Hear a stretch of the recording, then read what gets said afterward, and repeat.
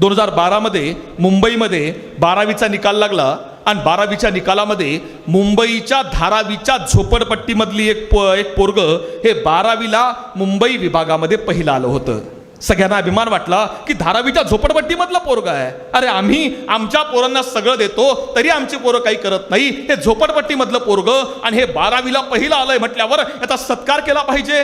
कारण धारावी म्हणजे काय आहे? धारावी म्हणजे महाराष्ट्रातली नाही, भारतातली नाही, तर आशिया खंडामधली सगळ्यात मोठी झोपडपट्टी आहे. तिथं दारू आणि गुटखा किरकोळ आहे, आफू गांजा उघड्यावर मिळतं, अशी भयानक जागा. आणि त्या ठिकाणचं पोरग जर 12वीला पहिलं आलंय म्हटल्यावर या पोराचा सत्कार केला पाहिजे असं त्या शिक्षकांना वाटलं. आणि निघाले दोघं शिक्षक, पेड्यांचा पुडा घेतला, पोराला बक्षीस घेतलं, झोपडपट्टीमध्ये आले आणि झोपडपट्टी फिरायला सुरुवात केली आहे. आणि झोपडपट्टीत फिरतायत पण पोराचं घर काही सापडत नाही. कुठं गटार वाहते आहे, कुठं उकिरडा आहे, कुठं घाण पडली आहे. बराच वेळ ते शिक्षक सगळे घर शोधतायत. बऱ्याच वेळानंतर त्यांना ते झोपडीसारखं घर सापडलं.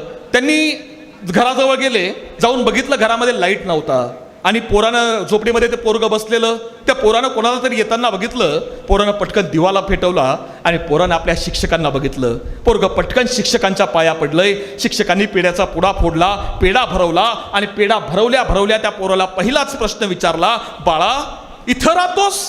इथं? बाळा अरे तुझी आई काय करते?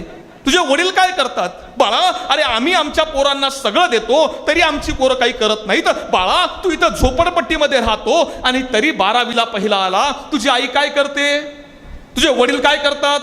आणि ते पोरगं सांगायला लागलं, सर आम्ही मूळचे पश्चिम महाराष्ट्रामधले. सर माझे वडील माथाडी कामगार म्हणजे हमाल.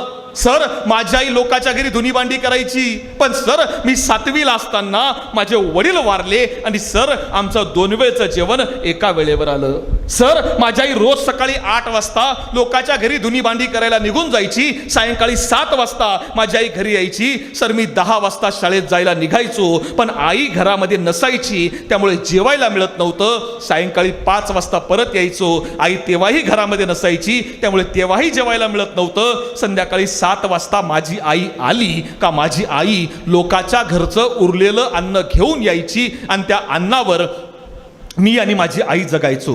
सर सुखानं चाललं होतं, सगळं आनंदामध्ये चालू होतं, पण सर नियतीची नजर लागली.